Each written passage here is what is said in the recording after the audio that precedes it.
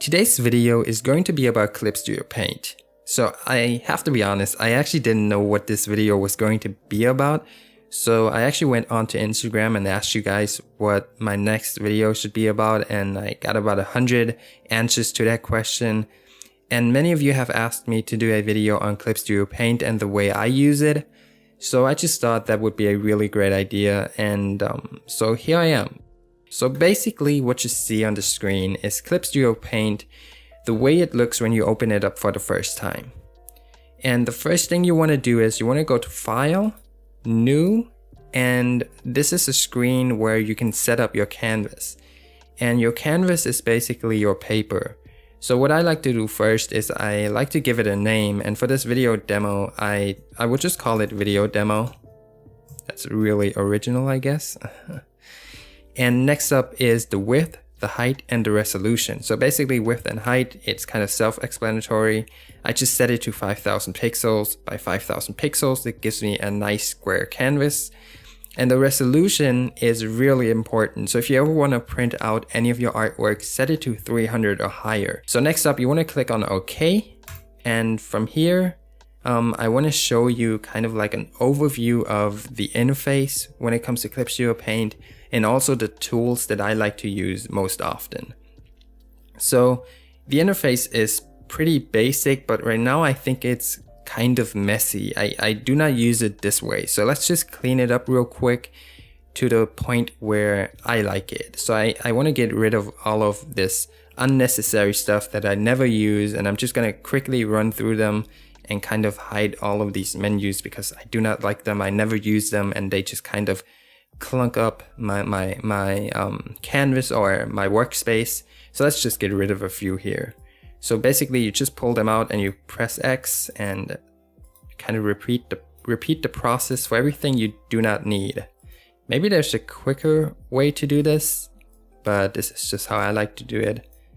And don't worry, you don't have to do this all the time. This is just the first time you use Clip Studio Paint.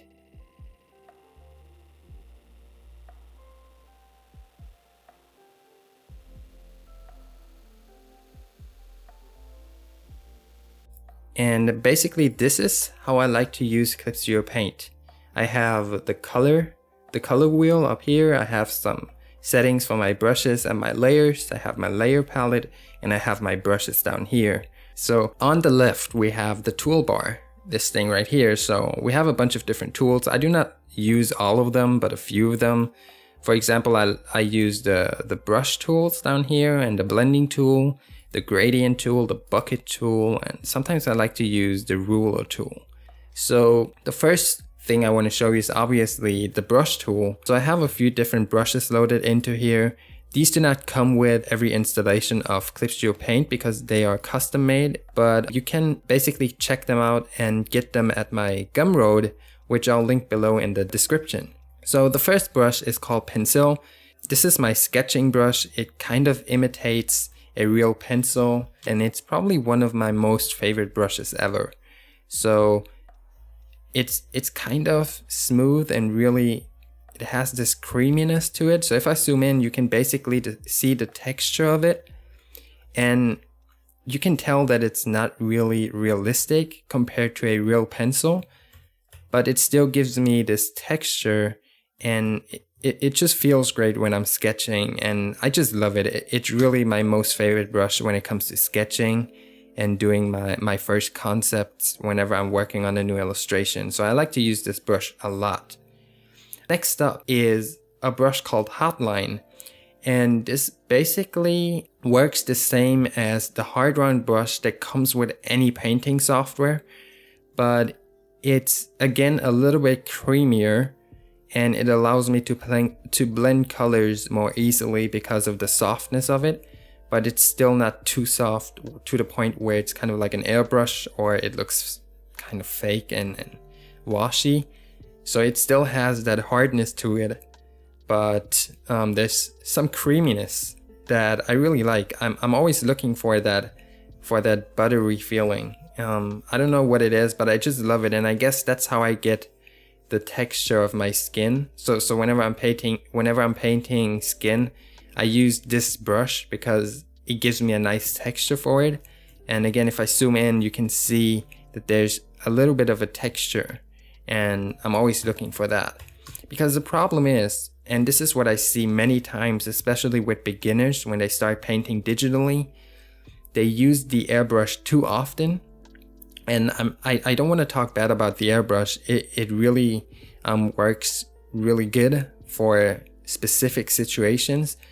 But beginners, they tend to use the airbrush a lot. So they paint almost exclusively with the airbrush. And what happens is their final image is going to be really soft and it's going to look fake. And yeah, you're going to lose a lot of detail and realism when you're only using the airbrush. So of course, I'm using the airbrush as well from time to time, but I use it a little bit differently. So this was the Hotline brush. I like to use this a lot when I'm painting. So I want to show you the airbrush tool. I call mine the Air Gordon. You get it? I guess it's kind of lame. Anyway, so the airbrush is just a soft brush. But what I like to use it for, let's say I have an area and it's just really messy and stuff. I just take my airbrush and instead of like painting with the airbrush, like painting a complete image with it, I just like to use it to clean up certain areas to make it a little bit nicer, less messy. And this is all I use the airbrush for. I do not use it for painting in the skin or something. I just like to use it to clean up or to finalize a certain area of my painting, and that's it. Because you can really mess up your painting with the airbrush if it gets too soft. Because if your painting is too soft, it's just going to look really bad. So don't overdo it with the airbrush. You want to find a nice balance between hard edges and soft edges. And I mean, go ahead and study it. Like, look at the masters, like old masters of painting, and see how they've used hard edges and soft edges to kind of make their paintings a little bit more interesting and realistic. So yeah, that's just my 50 cents when it comes to like painting theory, I guess. So anyway, so Bristly Bear is a brush that is also really cool. I like to use it for when I'm painting hair because, I mean, obviously if you look at it, it already gives me like the illusion of hair strands.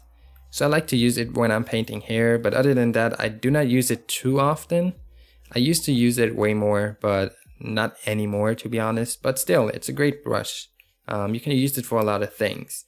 So one thing that I like to do with my brushes, and why I switch them up so often, is because when I'm painting digitally, and this goes like it kind of goes along with the airbrush, the problem is that digital paintings look too perfect or too clean many times.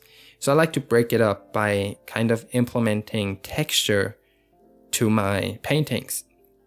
So I add texture with different brushes. So I have a brush called Blockbuster, and when I'm painting with it, you can see that it kind of has this really rich texture to it. And so when I'm painting or blocking in colors, I use a brush like this to kind of add texture to my paintings and to kind of break up that perfection that you get from painting digitally. Because I really don't want that clean look. Because if you look at like realistic paintings, they always have texture from the brushes and the different materials and paints. And that's what I kind of want to replicate when I'm painting digitally. And I do that by switching up my brushes and kind of adding texture back into the painting with these different brushes. And I have all kinds of different brushes to do this. I have a brush called Jitters, and basically this brush switches between your foreground and your background color, and it adds a really nice effect. So as you guys can see, if I press really lightly onto the pen, it paints kind of bluish, and if I press harder onto it, it paints pinkish. And yeah, it's just to break up that perfection that happens when you're painting digitally. And I see this oftentimes when I look at digital paintings or digital artwork. It's just so clean and there's no life to it, no character. And so I really would advise you guys to kind of introduce some texture to your paintings, just to kind of add some life back into your art. And so yeah, this is just a quick overview of some of the brushes that I use. Again, you can download them at my Gumroad shop. I'll post a link below in the description and you can check them out. and see if you like them or not. And you can always kind of manipulate them later on to fit your personal painting style. This is what I do all the time. I just kind of play around with my brushes and I change them all the time. So sometimes I'm not happy with them and I just edit them to the point where I'm happy with them. So moving on, we have an eraser. I'm not going to explain the eraser tool. We have the blending tool. The blending tool is also awesome in Clip Studio Paint, and I use this a lot. Like, believe me, I use this so often, and this is probably one of the main reasons why I do not switch programs. This is why I stay with Clip Studio Paint. It's probably because of the blending tool. It's so awesome. So basically, it just blends your colors. So let's just paint something right here and I can show it to you a little bit better. So let's just take a blue color, pink, what else, maybe yellow. And so the way I would usually blend colors is, and I still do this, it's kind of like a mixture. You don't want to use only one technique, but the way you would blend colors usually is you select one of the colors and paint into the other one, and then use your color picker to paint back into the other one until you have a nice and soft gradient going on. And this is how you would blend colors. So this is really awesome. But another way I like to do it is by using the blend tool. So I go to the blend tool over here. It's the symbol with the two water drops. And what you do is you basically just wiggle your pen between the two colors you want to blend. And it's like magic. It just does it. So if you just check this out, it's just insane. Like, it's so easy and quick. And I just love this technique. It's so much fun. And I know that Photoshop has something similar called the smudge tool, but it's in no way as good as the blend tool in here in Clip Studio Paint. So this is probably my favorite feature of Clip Studio Paint, if I'm really honest. So what else is there? There's the gradient tool, the bucket tool. Okay, so we have we have rulers. Rulers are awesome. So rulers, basically they act kind of like guidelines, and your brush kind of follows their path. So you can use a ruler kind of like a circular ruler to kind of draw, whoops, I didn't want to do that. So let's undo that. So basically you can use a circular ruler to kind of draw circles and stuff like that, because it's kind of difficult to draw perfect circles. But you can also use a ruler to draw in symmetry, which is even more awesome, I guess. So symmetry, you may think is kind of like a gimmick. You don't really need it, but I believe it's a really cool feature, especially for when you're drawing like a straight on portrait where everything has to be in symmetry or close to symmetry. Many times what happens to me is I would draw one eye, like let's say I'm drawing the left eye, and then I draw the second eye, and the second eye is kind of off. It doesn't look right. And so I have to go back in there, erase it and fix it. And so with symmetry, you're already drawing in symmetry and everything is going to be perfectly symmetrical. So yeah, go see if you like it and if it's something that actually enhances your workflow. So you always have to see, do I need this feature or not? Because we're all different. We all need tools for different purposes. So you need to figure it out on your own. I can only tell you what I use and kind of inspire you or give you a behind the scenes look of my workflow. But in the end, you have to see for yourself if this is something that kind of improves your workflow or if it doesn't do anything for you, I guess. There are obviously a few different tools or other tools that I use from time to time, such as the text tool to write something, but they're not really exclusive to Clip Studio Paint, so I do not want to get into those tools. I just wanted to show you the main tools that I use inside of Clip Studio Paint whenever I'm painting or drawing. And these are like, I know that it's not a lot. I just use like 4 to 5 different tools, but they offer me everything that I need to create the artwork that I'm creating, and everything else is just like a bonus and extra. And so yeah, this wraps it up for today's video. I hope it's somewhat helpful to some of you out there. And if you like the video, then please give it a thumbs up. And if you haven't subscribed to my channel yet, then I would really appreciate it if you hit that subscribe button. I would really love you for that. And yeah, also share with your friends, your colleagues, your grandma, anybody who wants to draw. Share my videos with those folks.